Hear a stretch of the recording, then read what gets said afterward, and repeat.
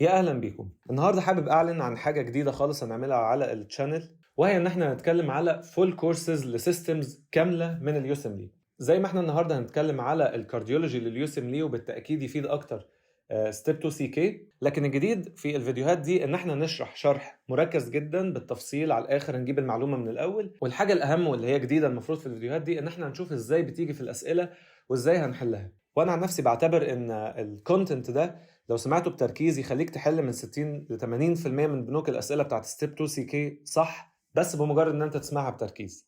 اتمنى الكورسز دي تعجبكم وتفيدكم، واكيد لو حد عنده اي ملاحظه او اي تعليق على اي حاجه ممكن يسيبها في الكومنتات وتشاركوها مع زمايلكم عشان يستفيدوا برضه.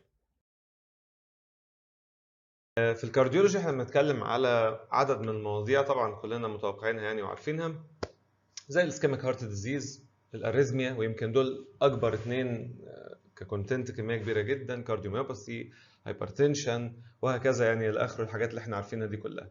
فنبدا دلوقتي بالاسكيميك هارت ديزيز. اول حاجه في الاسكيميك هارت ديزيز طبعا الانجينا. بنبدا في الاول كده بنستفتح يعني بشويه سناكس عنها قبل ما ندخل في التفاصيل. يقول لك ايه الحاجات اللي بتقلل الاكسجين سبلاي للمايكارديوم؟ طبعا حاجات كلنا عارفين، تصلب شرايين، يتكسر منه البلاك بتاعه يعمل جلطه، يكون في ستينوزس، كوروناري فازوسبازم اللي كنا بنسميها زمان برينزميتال انجينا. لو واحد الهارت ريت فيه تاكيكارديا، غير ان ده بيزود اللود اللي على الهارت عشان بيحتاج اكسجين اكتر، كمان ده بيقلل الدايستولي، لان انت لما بتعمل هارت ريت مش بيلحق يملى كويس، فبالتالي الكوروناري ارتري مش هيلحق يملى كويس. كوروناري بيملى لما بيكون في دايستولي علشان الهارت مش كونتراكتد، مش قافل الكوروناري يعني. وكمان الانيميا، كل الحاجات دي مقلله الاكسجين سبلاي. ده كلام سهل جدا نكون حاطينه بس في اعتبارنا، يعني ان واحد عنده انيميا ممكن تجي له انجينال سيمبتومز، ممكن لو هو اصلا عنده بقيه الريسك فاكتورز. طيب كلاسيفيكيشن اوف انجينا على حسب الاعراض. الكلاسيفيكيشن دي مهمه جدا نركز فيها، علشان الاعراض دي يعني ايه هتساعدنا كتير. كلنا عارفين الكلاسيك برزنتيشن اكيد، مين ما يعرفش الالم اللي هو تيبيكال لوكيشن بقى في النص وكراشنج والناحيه الشمال وجو والكلام ده كله، الكواليتي والديوريشن، كل القصه بتاعته دي. الصفه الثانيه، خلي بالك الثلاث صفات احنا بنقول صفه صفه صفه، يعني كل واحده منفصله وبنجمعهم مع بعض. عندك الثلاثه يبقى انت كلاسيك. الصفه الثانيه ان هو يكون بيزيد او بروفوكد بالاكسرسايز او ايموشنال ستريس. الحاجه الثالثه ان هو يكون بيرتاح لما الالم بيروح، لما هو يرتاح او ياخد نيتروجليسرين. لو عندك الثلاث اعراض او الثلاث خطوط دول مع بعض يبقى انت كلاسيك انجينا. طب في اتيبيكال انجينا؟ طبعا ممكن يكون في اتيبيكال، بس انجينا كتير جدا منها بتكون بشكل اتيبيكال واعراضها مش كما قال الكتاب، واحد يجي لك بحرقان بس ويطلع في الاخر انجينا. طيب ايه الاتيبيكال سيمبتومز؟ لما تعمل لي 2 من 3، 2 من 3 يعني تيبيكال لوكيشن، الم في المنطقه دي وراديتنج، تمام. الحاجه الثانيه ريليف دي باي ريست، بس كده. ما قالكش ان هو بروفوكد بالاكسرسايز، بس خلاص هو في صفتين يبقى هو تيبيكال. الحاجه الثالثه هي النون انجينال بين. ساعتها بقى اقول لك انت مش انجينا اصلا، او مش انجينال بين، يعني الالم ده مش الم الانجينا. لو واحد بس يعني جاي لي بسترنال بين بس، خلاص ده نون انجينال بين. هل ده معناه ان العيان ده يروح بيته؟ عشان بس دي حاجه بره الموضوع. افرض واحد جاي لي زي ما قلنا بحرقان بس، هل ده يروح بيته؟ لا، يتعمل له اي سي جي. احنا بنوصف هذا البين، بنقول بنعمل له كلاسيفيكيشن، هل هو كلاسيك ولا نون كلاسيك ولا اتيبيكال ولا الكلام ده كله، تمام. انما ده مش معناه ان انا استثني الحاله واقول للعيان يروح، تمام. كلام واضح يعني. فسؤال عن الجدول اللي احنا لسه قايلينه ده، بيقول لك ايه تشخيص واحد ميل بيشنت وقال لك عنده هيستوري لللوبس، عشان يوسع لك بس ديفرنشال دايجنوزس لحاجات كتير يعني، مش اكتر يلخبطك يعني. وجاي لك بابيجاستريك بيرنينج بين، بيرنينج بين، تمام. يعني ايه ده؟ مش كراشنج، مش كومبريشن، مش عارف ايه، هو بيرنينج بين.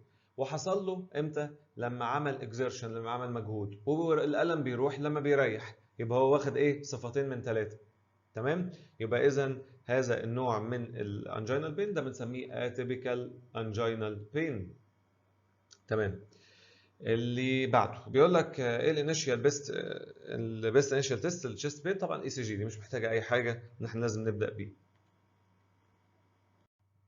ندخل بقى في تفاصيل اعمق في الانجينا، وتحديدا نوع عايزين نتكلم عنه لوحده كده، لان نوع حلو جدا واسئلته زي الفل. اسمه فازو سباستيك انجين. انت عرفته اللي هو كنا بنسميه ايه؟ برينزيميتال انجين. فازو سباستيك مش تصلب شرايين ولا حاجه، لا ده معناه كوروناري كده يعني ايه، يقفش يقلب بلاد سبلاي وبعد كده يفك تاني. طيب تعالى يعني هو ماشي، ده الباثوجينيسيس فيه هايبر اكتيفيتي او ري اكتيفيتي للمصل، ان هي بتتعرض لحاجه معينه فتروح ايه تعمل يحصل لها سبازم. الكلينيكال برزنتيشن دي اللي تصحصح معايا وتسيب اللي في ايدك وتركز فيها. السؤال كالتالي: واحد سنه صغير، عارف ليه بيقول لك سنه صغير؟ طبعا هي اكتر كده، لكن كمان علشان تستبعد الحاجات بتاعت الاثيروسكليروزس. الحاجه الثانيه سموكر. تقول لي طب ما السموكينج ده بيعمل اثيروسكليروزس، يعني ده هيبقى انجينا العاديه بقى اللي احنا عارفينها، الستيبل والنون ستيبل والكلام ده. لا لا، السموكينج لوحده غير ان هو بيعمل اثيروسكليروزس، هو يعتبر ايضا ريسك فاكتور مهم جدا للفازوسباستيك انجينا، بيخلي الكوروناري في حاله استفزاز كده اهو. يبقى واحد صغير في السن وبيدخن وبيجي له ايه؟ ريكارنت تشيست ديسكومفورت، كل فتره كده يحس بوجع. طب الوجع ده امتى؟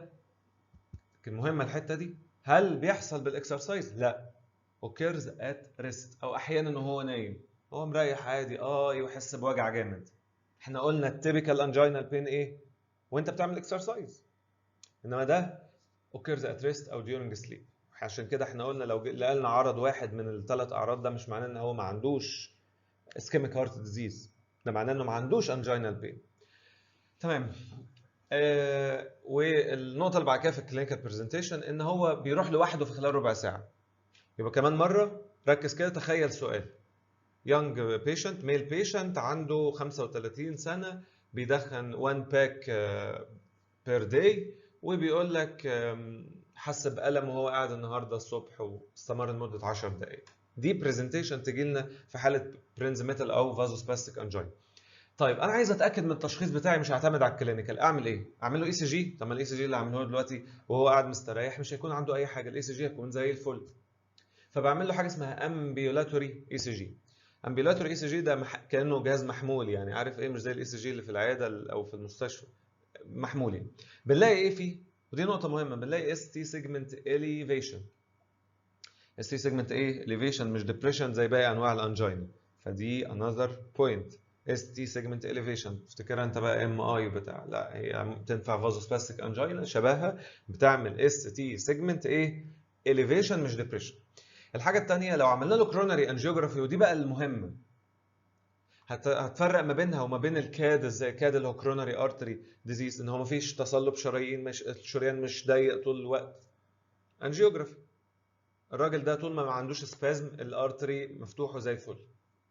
تمام. احنا ممكن نستفز الارتري اثناء الانجيوجرافي عشان نشوفه وهو بيقفل فنتاكد ان دي فازوسباستيك انجين، هنقولها. تمام. طب انا بعالج العيان ده ازاي؟ مهمه جدا. دوايين على حسب انا عايز ايه. انا عايز يعني بروتكت العيان انه ما تجيلوش تاني، ولا هو دلوقتي تعبان وعايز يخف؟ لو هو تعبان وعايز يخف زيه زي اي انجينا، يلا سب لينجوال نيتروجليسرين، اديله بقى نيتريتس تحت لسانه وهيرتاح على طول. طب انا عايزها ما تجيلوش تاني، هديله دواء يريلاكس المسل بتاعت الكورونا، اديله ايه؟ كالسيوم شانل بلوكر، ده بريفنتيف تريتمنت. انما الابورتيف يعني لو هو تعبان الالم يضيع له بقى الموضوع كله، هي النيتروجليسرين. بيقول لك ايه الدايجنوزس؟ يونج بيشنت، سموكينج هيستوري، جاي لك بابيسودك تشيست بين، كل شويه بيجي له ابيسودك تشيست بين بيخف لوحده، والترانزيانت ايه؟ اس تي سيجمنت اليفيشن، قلنا الكلمه دي مهمه. خلاص دي حاله فازوسباستيك انجينا. بص بقى الصوره دي حلوه جدا. ده بقى احنا عاملين الانجيوجرافي، شايف الارتري كوروناري مفتوح هنا، يعني ده كنترول. هنا لما ادينا له ارجونوفين، ده اللي كنت بقول لك عليه، اديت له ماده تستفز الكوروناري لان هو في العادي مش هيكون قافل. اديت له حاجه اسمها ارجونوفين من الارجوتس. الاسم الثاني ليه ارجومترين. الدواء ده من الادويه يعني ليه علاقه بادويه النساء شويه، عارف الحاجات بقى بتاعت الفاجينال بليدنج والكلام ده كله، بنستعملها زي الارجونوفين. فده بيعمل كونتراكشن، بيزود السيميليتد كونتراكشن. لو انت عندك فازوسباستيك انجينا هيقفل، تمام، هيقفل جامد، فهيبان بقى في الاشعه. شايف الحته دي ضيقه ازاي؟ دي حاله فازوسباستيك انجينا في الكوروناري انجيوجرافي. طبعا هنا دي صوره اي سي جي، طبعا من الصور المهمه في الكارديو ان احنا هنشوف اي سي جي كتير. دي صوره الفازوسباستيك انجينا، واضح جدا الاس تي سيجمنت اليفيشن اهو، كيو ار اس هنا وهنا الاس تي سيجمنت اهي رفع هنا وهنا وفي الليد ده وفي ليدز كتير وباينه جدا. طبعا الاس تي سيجمنت اليفيشن ده انديكيشن للترانس ميورال اسكيميا لو نفتكر بقى الكلام القديم. انما لو ديبريشن فده يبقى جزء من الوول هو اللي فيه اسكيميا، السب اندوكارديال اسكيميا بس. فاحنا في الفازوسباستيك انجينا بيكون عندنا ترانس ميورال اسكيميا، بيكون فيه اس تي سيجمنت اليفيشن. نيجي بقى للاسئله، واول سؤال وده مهم جدا: ايه هي الادويه اللي انت تاخدها تجيب لك برينز ميتال انجينا لو انت اصلا لايبل ليها؟ اول حاجه من البيتا بلوكر، والبيتا بلوكرز طبعا بس اهمهم البروبرانولول، بيكسسربيت الفازوسبازم بتاعه البرينز ميتال. تقول لي ده بيتا بلوكر، عادي، هي الفكره ان هو هايبر سنسيتيف للحاجات دي. الدواء الثاني وده مهم جدا التريبتانز بتاعه المايجرين. التريبتانز دي ادويه اللي هي عارف الانتي سيروتونين بناخدها للمايجرين، دي برضو بتكسسربيت او ممكن تدخل العيان في كوروناري فازوسبازم. تمام. الدواء الابورتيف اللي يشيل لك الاعراض بقى بتاعه الفازوسباستيك انجينا قلنا النايتريتس، البريفنتيف قلنا الكالسيوم شانل بلوكرز، والاي سي جي زي ما قلنا اس تي سيجمنت اليفيشن بس ريفرسبل مش زي المايكارد انفاركشن طبعا. تمام. وفي الانجيو ممكن نشوف ان في بيحصل سبازم قدامنا في الاشعه يعني زي ما احنا شفناه. طب نيجي بقى للمانجمنت، والمانجمنت مهم جدا في الانجينا.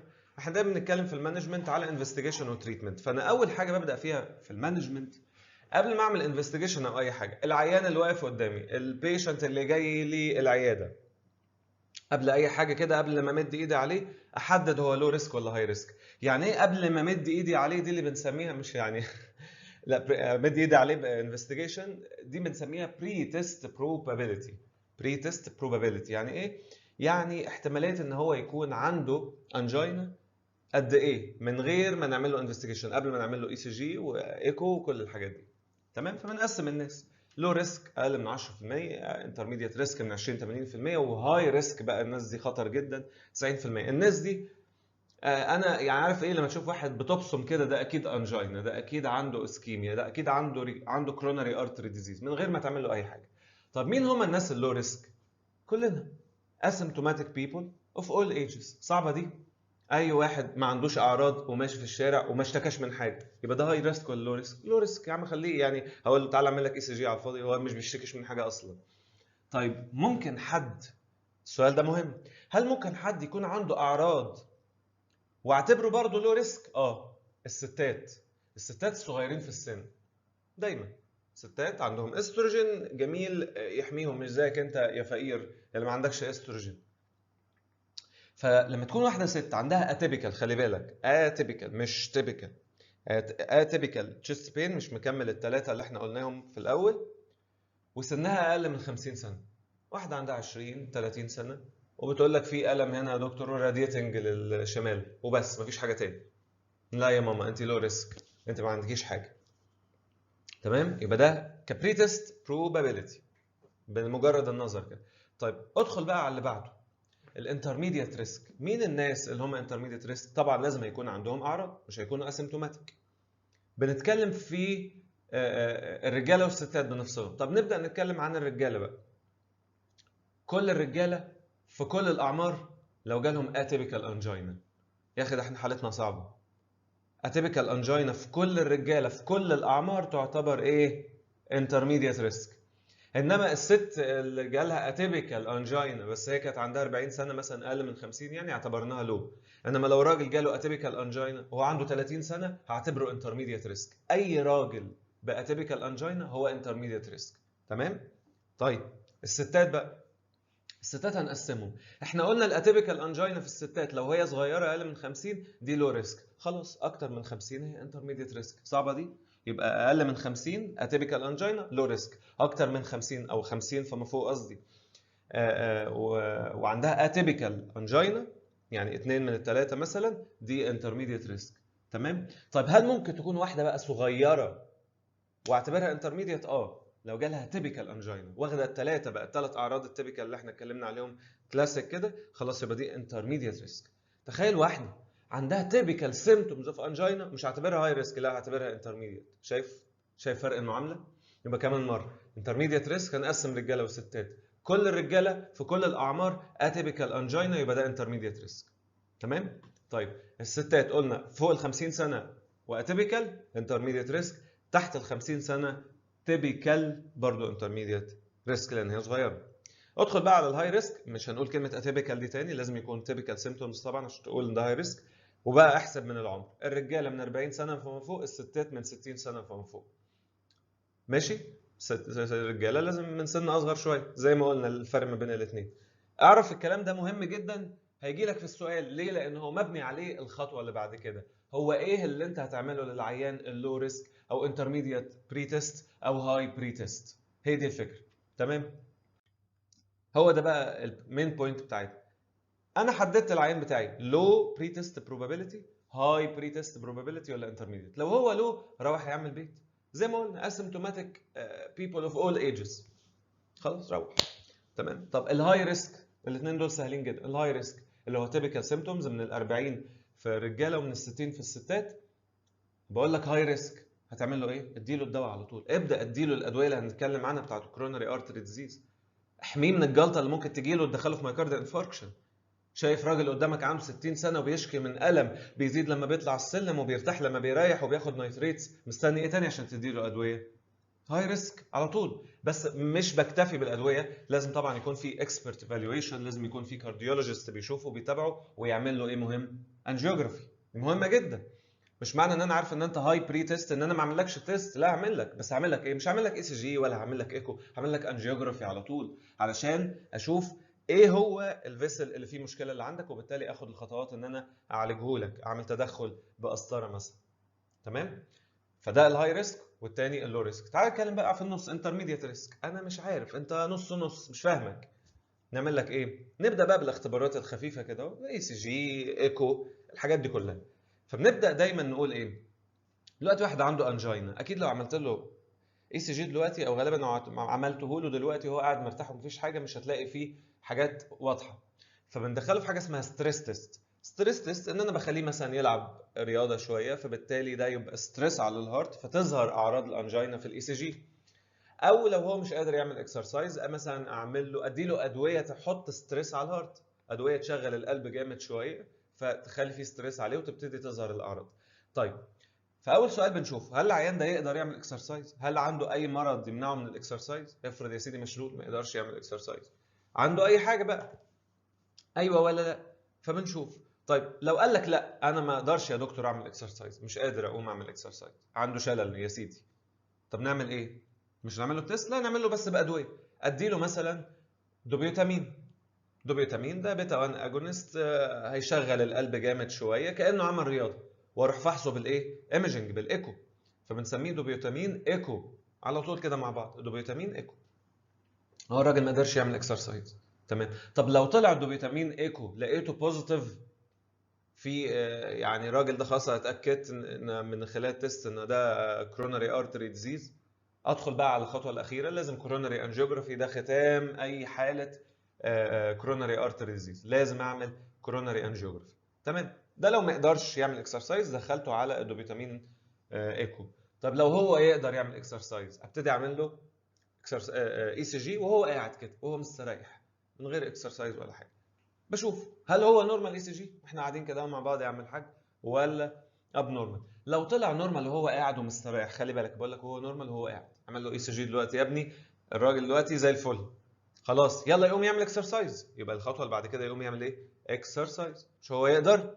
سالناه من الاول وقال اه، عملنا له اي سي جي طلع كويس، طب نقوم بقى نعمل شويه رياضه يعمل حاجه؟ لا طلع بوزيتيف، طلعت كروناري ارتري ديزيز، يبقى هندخل على الانجيو.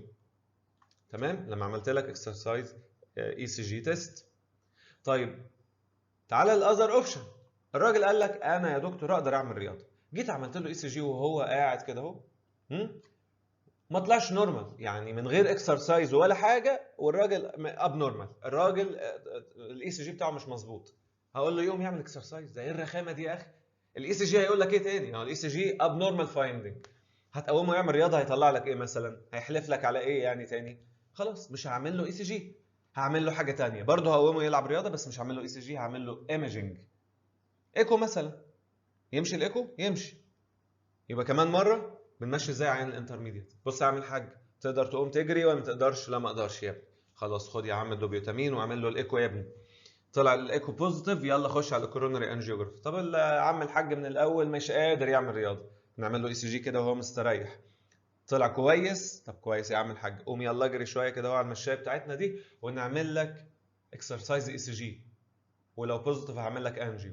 طيب وانت قاعد مستريح كده ما طلعش كويس الاي سي جي، ما طلعش كويس، خلاص مفيش داعي اعمل له اكسرسايز اي سي جي، هو كده كده الاي سي جي مش كويس، يبقى اعمل له اكسرسايز ايمجنج تيست وبناء عليه ادخله بقى على الكوروناري انجيوجرافي. موضوع الحاجات الاختبارات اللي من النوع ده بيبقى فيه منها اشكال كتير، يعني مش بس الايكو، كمان في حاجات اللي هي بتعتمد على النيوكليار ماتيريالز كده، مواد مشعه راديو اكتيف، واصور القلب بقى، اشوف الحتت اللي فيها حصل فيها اسكيميا مع الاستريس والحتت اللي ما حصلش فيها اسكيميا. فيعني انا عندي كذا اوبشن، عندي الايكو وعندي نيوكليار ستريس تيست وعندي اكسرسايز ستريس تيست وعندي الدوبيوتامين ايكو، كل الحاجات دي يعني اوبشنز كتير جدا. نيجي بقى للسؤال المنطقي، يا عم الدكتور بعد ما عملت الانجيو احنا قلنا ختمنا كل العيانين بتوعنا في الاخر في السكيما اللي فاتت بايه؟ بانجيو، حتى لو هاي ريسك طبعا كله بالانجيو في الاخر. ما بعد الانجيو بنشوف بقى لقينا ايه في الانجيو. اختصار عالمي ودولي، الراجل ده عنده 1 فيسل ديزيز ولا 2 فيسل ديزيز ولا 3 فيسل ديزيز؟ يعني ايه؟ يعني كام فيسل من الفيسلز بتاعت الكوروناري في الاثيروسكلروزس، يعني في المشكله في الكوروناري ارتري ديزيز. اختصار ده مشهور، يقول لك 3 في دي. 3 في دي يعني 3 فيسل ديزيز، دي الحاله الاشد يعني من الكوروناري اثيروسكلروزس. طب لو هو 1 اور 2 دي امرها سهل، احط له ايه؟ ستنت، احط له دعامه. طب لو هو 3 فيسل ديزيز، لا ده اعمل له بقى باي باس، اغير بقى اركب له جرافت، شريان تاني مكان يعني الكوروناري. ممكن في حاله ان هو لو ممكن يكون 2 فيسل ديزيز بس لو هو راجل دايابيتك فده مور ريسك فاكتور وشرايينه اوحش اصلا، فممكن برضو اعمل له كابج اللي هي الباي باس. تمام، يبقى ده ما بعد الانجيو. سؤال بيقول لك ايه هو ريكومنديشن عشان تعرف اهميه السكيمات دي؟ يقول لك ريكومنديشن لواحد عنده تشيست بين وهو ايه؟ هاي ريسك. دي اهميه البري تيست بروبابيلتي، ولازم انت اللي تحدد في السؤال هو هاي ريسك ولا لا. تيبيكال تشيست بين، راجل 40 سنه، ست 60 سنه، ايه رايك نعمل له اي تيست؟ نعمل له انجيو. مش هتعمل له ستريس ولا اي سي جي ولا ايكو، اعمل له انجيو على طول، وطبعا بالاضافه للادويه. اللي بعده بيقول لك ايه التيست اللي بنديه لواحد عنده تشيست بين وانترميديت، وبنحدد طبعا من خلال الجدول هو انترميديت بري تيست بروبابيلتي. ارجع اسمعها تاني لو نسيتها. قلنا الخطوه الثانيه هي ايه؟ بنشوف يقدر يلعب رياضه ولا لا، وبنعمل له اكسرسايز اي سي جي. بيقول لك ايه اللي المفروض نعمله لو العيان بتاعنا ما يقدرش يلعب رياضه، كانوت اكسرسايز؟ يبقى ايه البديل؟ فارماكولوجيك. قلنا مش قادر تلعب رياضه، خلاص مش هعمل لك اكسرسايز ستريس، هعمل لك فارماكولوجيك ستريس تيست. اديله مثلا دوبيوتامين ايكو اللي احنا اتكلمنا عليه ده. الدوبيوتامين بيزود المايكارديال ديماند، الهارت يجري شويه فيبقى عايز اكسجين، هو طبعا اسكيميك اصلا او الكوروناري بايظ. ممكن كمان تيست حلو جدا جدا جدا اسمه ايه؟ صح فيه، ادينوزين او دايبايريدامول. هو ايه الادينوزين او دايبايريدامول؟ دي ادويه كنا بنسمع عنها في الكارديولوجي في ستيب 1. الادويه دي بتعمل ايه؟ بتوسع البلاد فيسل. واحد كده من نبيه ومصحصح، مش من الناس اللي نامت دلوقتي يقول لي ما هو بيوسع البلاد فيسل، يعني مش فاهم فين الاسترس في الموضوع، يعني فين الاسترس اللي بتتكلم عنه ده في واحد بيوسع البلاد فيسل؟ ما هو اصحى بقى للكلام. احنا عندنا في القلب بتاع هذا العيان في كوروناري ارتري، تمام، وفي حته في هذا الكوروناري ارتري هنا اهو بايظه، وادي متفرع مثلا هنا كوروناري وادي كوروناري كمان ايا كان يعني، والكوروناري ده هو الاثيروسكليروتيك وخربان خالص. دلوقتي انت لما تدي فاز دايليتور زي الادويه دي اللي هو الادينوزين او الدايبايريدامول، بالمناسبه الدايبايريدامول ده فوسفودايستريز انهبيتور وكان بيستعمل كانتي بليتلت دراج، المهم يعني بس هو برضه فاز دايليتور، هيوسع كل الكوروناري ارتريز، برافو عليك، ما عدا الاثيروسكليروتيك ما يوسعوش، لان الاثيروسكليروتيك ده باظ، دي اقصى درجه وسع وصل لها. فانت لما توسع الباقيين اللي هم مش زيه مش بايظين زيه، هيشفطوا الدم منه. حاجه كده كنا بنسميها زمان في ستيب 1 ايه؟ الله ينور عليك، كوروناري ستيل. كوروناري ستيل، الدم اتسرق. الدم اتسرق منه بسبب الفازو دايليشن اللي احنا عملناه في الهيلثي كروناريز، يعني مش هيلثي قوي بس هي احسن منه. تمام، يبقى ده ستريس تيست ادينوزين ودايبايريدامول وممكن دوبيوتامين. في مين؟ في الراجل اللي ما يقدرش يلعب رياضه. اخر سؤال، ايه رايك يا عم في واحد لو ريسك، واحد ما عندوش اعراض خالص، او ست اتيبيكال تحت ال 50 سنه، نعمل ايه الاختبار اللي نعمله لها؟ هو هيجيبها لك واحده ست بالشكل ده عندها 30 سنه واتيبيكال تشيست بين. لا يا ماما، اتكلي على الله، روح للدكتور نفسي وبعيد عننا، مفيش اي حاجه، لان احنا لو عملنا لك تيست دلوقتي غالبا هيطلع فولس بوزيتيف. طيب شوف بقى في الجدول الجميل اللذيذ الرائع ده ايه هي انواع الستريس تيست اللي تهمنا في ستيب 2. اول واحد الاكسرسايز اي سي جي، تلعب رياضه تعمل اي سي جي. ايه الميكانيزم بتاعك؟ بزود لك الهارت ريت وبزود لك البلاد بريشر، فبالتالي بزود لك الافتر لود اللي على الهارت. ماشي. الاوبشن الثاني فارماكولوجيك ستريس تيست، قلنا ادينوزين او دايبايريدامول، ودي ادويه بتوسع الاوعيه الدمويه. الادينوزين بيشتغل على الادينوزين ريسبتور بتاعه، تمام، ادينوزين اجونست اللي هو A1 ريسبتور اجونست، والدايبايريدامول من خلال ان هو فوسفودايستريز، هما الاثنين بيوسعوا في الاخر الشرايين فبيعملوا كوروناري ستيل. تمام. الدواء الثالث هو الدوبيوتامين، وده بنستعمله مع الايكو، فبيبقى بيتا 1 اجونست، بيزود الهارت ريت وممكن يزود البلاد بريشر. طيب الكلام ده احنا عارفينه سهل. البوينت بقى المهمه هنا واللي تصحى فيها جامد، مين العيان اللي نعمل له اكتر تيست ده؟ اصل الموضوع مش بالبساطه بتاعت السكيما اللي احنا شفناها دي. انت قادر تلعب رياضه، انت مش عارف ايه، لا افرض جالي قال لي دلوقتي يا دكتور الراجل ده عايزين نعمل له ستريس تيست، بس هو مركب بيس ميكر، بس هو عنده ليفت باندل برانش بلوك، بس هو عنده برونكيال ازمه، بس هو معرفش ايه. شفت بقى كميه الاحتمالات؟ وبالمناسبه دي مختصره جدا، ادخل بقى على الحاجات الادفانسد بقى في الكارديولوجي والنيها والناس الحلوين دول، تلاقي مقالات وحاجات لكل الامراض تقريبا في الدنيا كتيره يعني. فنركز بقى في اللي علينا، مين افضل واحد يتعمل له ده ومين اللي ما يتعملوش ده؟ ببساطه الاكسرسايز اي سي جي نعمله لواحد قادر يوصل لحاجه اسمها التارجت هارت ريت. ايه ده؟ ايه التارجت هارت ريت؟ انزل اجري، انزل العب، هتوصل لحاجه اسمها تارجت هارت ريت اللي هو اقصى هارت ريت انت ممكن تجيبه. طب انا بحسبه ازاي؟ اعرف منين يا دكتور التارجت الماكسيمم هارت ريت بتاعي؟ بنحسبه ان احنا بنجيب رقم وبنطرحه من عمرك. الرقم ده وهو 220، تمام، وليكن انت مثلا عمرك 20 سنه، تمام، فبيتبقى لنا 200 تضربها في 85%، يعني 85 170، فيبقى التارجت هارت ريت، اقصى هارت ريت انت ممكن تجيبه جدا هو 170. معنى كده ان انت تقدر تجيب هذا التارجت هارت ريت، يبقى ممكن استفيد بيك من الستريس اكسرسايز اي سي جي. كمان مره انا بحسبه ازاي؟ ان انا بشوف العيان بتاعي يقدر يجيب التارجت هارت ريت ولا لا. التارجت هارت ريت هو 85% من رقم، الرقم ده هو 220 ناقص العمر، 85% في 220 ناقص عمرك اللي هو 20 سنه 30 سنه، واحسبها بقى واضرب في 85%. تمام؟ يبقى ده احسن حد يتعمل له الاكسرسايز اي سي جي ستريس تيست. مين بقى ما يتعملوش؟ وجدوا بقى بالابحاث والدراسات الجميله بالايفيدنس بيز طبعا ان في ناس بتستفيد من اختبارات اخرى افضل. زي مين؟ الناس اللي عندها ليفت باندل برانش بلوك، والناس اللي عندهم مركبين بيس ميكر، ارتفيشال بيس ميكر. الناس دي البيبرز لقيت ان هم بيستفيدوا من الستريس تيست بالادويه اكتر، وبيبقى اوضح وبيبقى افضل بكتير من الاكسرسايز اي سي جي ستريس تيست. تمام. بالاضافه طبعا اي حد ما يقدرش يجيب التارجت هارت ريت، زي ما قلت لك فرضا يعني مثال خيالي، واحد مشلول فاقصى حاجه هيعملها انه يحرك عضلات ايديه، مش هتجيب له التارجت هارت ريت مثلا يعني. تمام. طيب نيجي بقى للحته اللي بعدها، امال البيبرز قالت لنا ايه يا عم على الناس اللي عندهم ليفت باندل برانش بلوك او مركبين ارتفيشال بيس ميكر؟ قال لك ادي لهم ادينوزين او دايبايريدامول. الاختبارين دول للحالتين دول كويسين جدا، ينفعوا ويجيبوا لنا النتائج بشكل دقيق جدا جدا. تمام. ده كمان حاجه يعني هي بره الكلام ده، البيس ميكر، العيان المركب بيس ميكر، انت عارف ان ممكن نعمل له ستريس تيست خاص بيه، حاجه اسمها بيسنج ستريس تيست. بيسنج ان انا بخليها تسرع. بخليها تسرع ازاي؟ الله، ما احنا دي حاجه الكترونيه، ممكن نعملها بروجرامنج ان هي تبقى سريعه شويه، تطلع كهرباء سريعه فتعمل ستريس على الهارت ونون انفيزيف.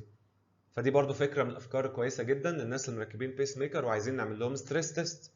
يا اما ادي لهم ادينوزين دايبايريدامول او اعمل لهم بيسنج ستريس تيست. ومين كمان نعمل له نفس الكلام بتاع الادينوزين؟ الليفت باندل برانش بلوك. ومين كمان؟ اللي ما ينفعلوش الاكسرسايز، زي اللي ما يقدرش يجيب التارجت هارت ريت. وده اللي كان في الاسكيما في الاول، واحد ما يقدرش يجري، ما يقدرش يعمل رياضه، ما يقدرش يوصل للتارجت هارت ريت اصلا، فده برضه هديله ادينوزين او دايبايريدامول. طيب يا سيدي، الميكس مش هيخلص. مين اللي ما ينفعش ياخد الدوايين دول؟ ودي مهمه جدا. افرض جبت لك واحد عنده ليفت باندل برانش بلوك، امتى تقول له لا انت ما ينفعش ادي لك ادينوزين، لا انت ما ينفعش ادي لك دايبايريدامول برغم ان انت ليفت باندل برانش؟ لو واحد عنده حاجه اسمها رياكتيف اير واي ديزيز. ايه رياكتيف اير واي ديزيز ده؟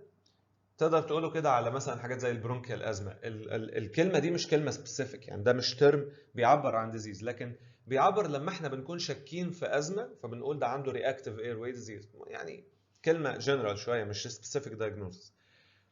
فاحتمال يكون عندك برونكيال ازمه، في احتماليه من الهيستوري بتاعك من اي حاجه ان انت يكون عندك برونكيال ازمه. طب يا عمي انا ايه مشكلتي مع البرونكيال ازمه مع الادينوزين والدايبايريدامول؟ لا، ما حضرتك الادويه دي برونكو كونستريكتورز، الادويه دي بتعمل برونكو كونستريكشن بشكل واضح. فانا ما ينفعش واحد عنده رياكتيف ايروي ديزيز وادي له ادينوزين ادي له دايبايريدامول، حتى لو ليفت باندل برانش، حتى لو بيس ميكر، حتى لو اي حاجه. تمام؟ يبقى انا لازم احط كل الكومباينيشن دي، ممكن يحطها لي في سؤال واحد. ليفت باندل برانش وعنده برونكيال ازمه، مش هينفع لا ده ولا ده، ولا ينفع معاه اكسرسايز اي سي جي، ولا ينفع معاه ادينوزين دايبايريدامول. طيب مين تاني ما ينفعش معاه؟ لو واحد اصلا ماشي على دايبايريدامول كده كده عامل الافكت وعامل الفاز دايليشن، مش هينفع اديله حاجه تانية تعمل له فاز دايليشن زياده، ماشي عليه كجزء من الدواء بتاعه ما ينفعش يوقفه. الحاجه التانية لو واحد بياخد ثايوفيلين. ثايوفيلين عارف زي ايه؟ زي القهوه، نفس الفكره قصدي، وده بيوسع البرونكاي بالمناسبه يعني. ايه مشكلتنا مع الثايوفيلين؟ مشكلتنا مع الثايوفيلين ان هو حرفيا عكس تماما الادينوزين. ده انتاجونست بتاعه. ثايوفيلين عكس الادينوزين، ده الاي 1 ريسبتور بلوكر. ينفع واحد يكون ماشي على ثايوفيلين او شارب قهوه وياخد ادينوزين؟ دوايين عكس بعض، ما ينفعش. يبقى الاثنين دول ما ينفعش ياخدوا هذا الكلام. مين يا دكتور؟ يلا نراجع. مين ما ينفعش معاه ادينوزين؟ مين ما ينفعش معاه دايبايريدامول؟ لو انت عندك رياكتيف ايروي ديزيز، لو انت بتاخد اصلا دايبايريدامول، او لو بتاخد ثايوفيلين. تمام. نيجي لاخر واحد وهو الدوبيوتامين ستريس تيست. بيست فور مين افضل حد؟ واحد رياكتيف ايروي ديزيز، ده كويس جدا، مش هعمل له اي حاجه، ده شغال على الهارت وهيشغل القلب ويسرع القلب ومش عارف الحاجات دي كلها. تمام. وبرده لو واحد مش هيقدر يجيب التارجت هارت ريت، ينفع معاه جدا ان انا اعمل له دوبيوتامين ستريس ايكو. لكن ما ينفعش مع مين؟ مع التاكي اريزمي، اصل ده بيتا 1 اجونست فممكن يدخله في اريزمي. تمام. الجدول انا عارفه تقيل شويه، وانا اصريت ان احنا ناخد فيه الوقت ده كله ان هو يستاهل. عيده بقى واعمل ميكس بقى بكل الامراض دي، وتخيل الاسئله ممكن تيجي لك ازاي.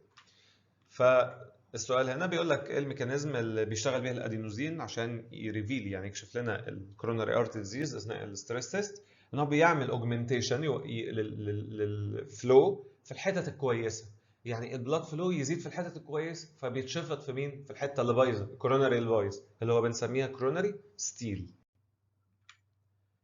نيجي بقى للسؤال اللي بعده.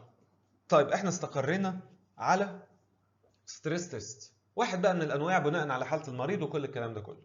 هل في اي احتياطات يا دكتور يا كارديولوجيست يا جميل نعملها قبل ما نعمل ستريس تيست؟ طبعا. في ادويه وفي حاجات معينه العيان لازم يوقفها، وكلها منطقيه وبديهيه تماما. اي ستريس تيست هتعمله لازم قبلها بيومين تكون موقف البيتا بلوكرز، لازم تكون موقف الكالسيوم شانل بلوكرز، لازم تكون موقف النيتريتس. ليه؟ يعني دي ادويه شغلتها انها تريح القلب، فانا مش هينفع اكون بدي الادويه دي اللي هي عكس حرفيا اللي انا عايز اعمله، ان انا عايز اعمل ستريس على القلب دلوقتي. تمام. فلازم الادويه دي تكون واقفه تماما، الا لو انا عايز اقيس فعاليه الادويه. يعني هو واحد انا عارف ان هو عنده الحاله دي وعنده كوروناري ارت ديزيز وماشي على الادويه دي، فانا عايز اشوف الادويه دي نافعه معاه ولا لا. اسيبه ياخدها واخليه يعمل ستريس تيست وهو واخد الادويه عشان اشوفها شغاله كويس ولا لا. انما فيما عدا ذلك لازم يبطلها قبل التيست ب 48 ساعه. تمام. طيب نيجي للي بعده، بس هنبقى مور سبيسيفيك في اللي بعده. لو انت جاي تعمل ستريس تيست بس بفاز دايليتور، يعني ادينوزين ودايبايريدامول، محدد اهو مش اكسرسايز، اللي فات ما كنتش محدد لكن ده بالفاز دايليتور. ايه الادويه اللي لازم اوقفها قبل الفاز دايليتور ستريس تيست؟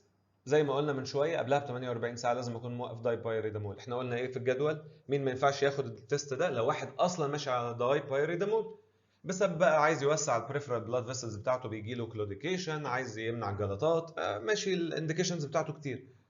وقفوا قبلها ب 48 ساعه. اول حاجه الثانيه قلت لك ايه؟ ثايوفيلين ما ينفعش، ثايوفيلين ده حرفيا عكس الادينوزين، الاثنين عكس بعض. او لو قهوه، ما هي الثايوفيلين والقهوه زي بعض. فمعلش يا عم الحاج، تحب القهوه انا عارف من امبارح كده اهو، ايه يعني المفروض ما تكونش شارب حاجه خالص. اي مشروب يكون فيه قهوه هنقول لك ما تشربوش على الاقل 12 ساعه، بس طبعا احنا في مصر ممكن نقول 24 ساعه. تمام؟ فبرضه لازم يكون موقفه. يبقى ده سؤال بيجي بناء على السؤال ده، يقول لك ماشي يا سيدي، برافو عليك، اخترت الستريس تيست صح. يلا بقى مش هسيبك تسلم من السؤال اللي بعده. ايه الدواء اللي العيان المفروض يكون موقفه 48 ساعه لاي ستريس تيست؟ بيتا بلوكر، كالسيوم شانل بلوكر، ونايتريتس. طب لو هو هياخد فازو دايليتور ستريس تيست، يوقف لي قبلها ب 48 ساعه الدايبايريدامول، وب 12 ساعه كل المنتجات اللي فيها قهوه. طب في ادويه يا دكتور ينفع يكملها؟ وهي دي البوينت، الحته دي بقى اللي هيلخبطك فيها. هل ينفع يكمل الادويه دي؟ ايه الادويه دي؟ الاس انهبيتور، الاربس، الديجوكسين، الستاتينز، الدايوريتكس. دي ادويه هارت فيلير، هتعمل لي مشكله مع الستريس تيست اللي انا بعمله؟ لا مش هتعمل اي مشكله خالص، فالعيان ممكن يكمل عليها. والستاتين ده بيحمي العيان انه ما تجيلوش جلطه مش اكتر، لكن مش ملوش دعوه بالستريس اللي على الهارت يعني. تمام؟ فالادويه دي ينفع يكمل عليها العيان بتاعنا. آه هو بيسألك على الجدول، ماشي نفس اللي قلنا. ايه الأدوية اللي وقفها ب 48 ساعة؟ بيتا بلوكر، كالسيوم شان بلوكر، ونايتريتس. امتى بقى ما نوقفهاش؟ لو احنا قاصدين ان احنا نقيس فعالية هذه الأدوية. السؤال هنا بيقول لك ده سؤال كويس جدا. شوف الصورة اللي معاه برضو، بص الصورة دي. هو ده النيوكليار تيست، شايف لما قلت لك بنحط مادة مشعة وبنشوف الهارت؟ هنا ده في حالة ستريس، وهنا ده في حالة الريستنج اهو. دي الريستنج ستيت، يعني هو دلوقتي مستريح، وهنا احنا دخلناه في حاله ستريس. فبنشوف فرق الاسكيميا والبرفيوجن يعني بتاع الهارت. فلو تلاحظ ان اثناء الاسترس كل طبقات القلب، هي شايف اللون الاصفر الجميل والاحمر الجميل اللي في النص، متغذيه وما فيهاش اسكيميا. لما دخلناه في ستريس لقينا في حته كده اهو بقى فيها اسكيميا زي ما انت شايف بشكل واضح هنا اهو. فدي بنسميها ايه؟ انديوسبل اسكيميا. الراجل ده ممكن يدخل في حاله اسكيميا حتى لو هو مش طول الوقت فيها. تمام؟ زي الستيبل انجينا يعني. طبعا المفروض ايه البريفنتيف ميديسن اللي اديهوله بقى؟ ده مهم جدا، لازم طبعا العيان ده بيمشي على انتي بليتلت ثيرابي، بيمشي على اسبرين. يبقى جاب لي واحد وقال لك انا عملت له الستريس تيست وعملت له كل حاجه، ومش هسالك في الستريس تيست، انا بس هسالك سؤال واحد جدا. ها العيان ده يعمل ايه؟ طبعا لازم ياخد انتي بليتلت دراجز. على ذكر بقى الادويه، على ذكر الادويه لازم نقول بقى ايه مجموعه الادويه اللي عيان كرونيك ستيبل انجينا المفروض يمشي عليها. ركز واصحى، كلها حاجات سهله وانت عارفها. الادويه اللي المفروض يمشي عليها عيان الستيبل انجينا، بعد ما احنا عرفنا بكل الانفستيجيشنز احنا عمالين نقول فيها من الصبح ونهري فيها دي، ادويه مشهوره. بيتا بلوكرز اللي احنا قلنا نوقفهم على الستريس تيست. كالسيوم تشانل بلوكرز بنوعيها، اللي هم النون دايهايدرو اللي هو بتاع القلب، والدايهايدرو اللي هو بتاع الفيسلز، تقف. لما قلنا بتقف مع الستريس تيست برضه بياخد، ما هي منطقيه. الحاجه الثالثه النايتريتس، لسه قايلينها في الستريس تيست. يبقى دي ادويه اللي بيمشي عليها عيان الايه؟ كرونيك ستيبل انجين. في دواء اضافي كده هو في الاخر اسمه رانولازين، مش مشهور شويه، مش كل الناس عارفاه. الرانولازين هو الحقيقه الميكانيزم اوف اكشن بتاعته مش فولي اندرستود يعني، بس المعروف عنه ان هو بيشتغل على بعض الشانلز بتاعت العناصر، زي الصوديوم تشانل، البوتاسيوم تشانل، الريكتيفاير تشانل، ال تايب كالسيوم تشانل. فممكن يكون ليه افكت على كذا حاجه في الهارت، من ضمنها انه ممكن يوسع الكوروناري ارتريز شويه. وجزء الشغل بتاعه على ال تايب كالسيوم تشانل، مش عارف برضه قال لك يقلل الميوكارديال كالسيوم انفلكس، فبيخفف شغل القلب برضه هو كمان. فالرانولازين يعني ده اللي احنا نعرفه عنه، بس احنا نعرف عنه الحاجه الاهم ان هو بيستعمل في علاج الايه؟ الكرونيك ستيبل انجين. طب واحد واحد كده بسرعه، وكلهم ادويه معروفه يعني. البيتا بلوكرز طبعا ده الفيرست لاين، يبقى اول حاجه ببدا فيها تيجي في دماغي ايه؟ يقول لك ايه الفيرست لاين ويحبها قوي في ستيب 2؟ بيتا بلوكرز بتعمل ايه؟ تقلل الهارت ريت، تقلل الكونتراكتيليتي. وزيها مين؟ النون دايهيدروبيريدين، الكالسيوم شانل بلوكرز بيشتغلوا على الهارت. هم الالترناتيف، هم البديل الشرعي بتاع البيتا بلوكرز اصلا، بيعملوا نفس الافكت، الكونتراكتيليتي والهارت ريت. حلو. طيب امال الدايهيدرو بيعملوا ايه؟ دول ممكن نضيفهم على البيتا بلوكرز لو احتاجنا، لان دول شغلهم مختلف. فممكن يعملوا ايه تاني؟ يشتغلوا على الفيسل. يعملوا كرونري ارتري فاز دايليشن، يقللوا لي الافتر لود، بيقللوا ضغط الدم، فبالتالي لما ضغط الدم يقل الافتر لود على الهارت يقل، فالاحتياج القلب من الاكسجين يكون اقل. بنضيفهم على البيتا بلوكر، يبقى بيتا بلوكر والنون دايهايدرو هو ده البديل. هنضيف دايهايدرو، ممكن كمان نايتريتس. نايتريتس انت عارف احنا بنديها اول ما يحس بالم الانجينا واخدها تحت لسانه، بس انا دلوقتي مش بتكلم على ياخدها تحت لسانه، انا بتكلم على واحد كرونيك ستيبل انجينا عايزها بشكل دائم، فممكن نديله حاجه لونج اكتنج. لو هو بيرزيستنت انجينا وبتجيله الاعراض كتير قوي، ممكن اديها له بشكل لونج اكتنج باتش بقى، اي حاجه بحيث تفضل مستمره عنده. طب ايه فكره النايتريتس؟ النايتريتس بتوسع البلاد فيسلز. هتوسع ايه؟ السؤال بقى بتاع يا لو كانش عند دكاتره البطن حاجه غيره يقعدوا يسالوا فيه. عارف استهلاك سؤال كده؟ ايه الميكانيزم اوف اكشن؟ تيجي تقول لها يا دكتور ان هو بيوسع البلاد فيسلز، تقول لك غلط، انت كده ما كنتش مذاكر وما كنتش بتحضر لي. بجد حرفيا، طب ما هو فعلا بيوسع البلاد فيسلز يا ماما، انا عارف ان انت شطوره وعايزه تقولي له ان هو بيوسع الفينز اونلي. لا لا، انا عارف ان انت معلوماتك وقفت لغايه الحته دي.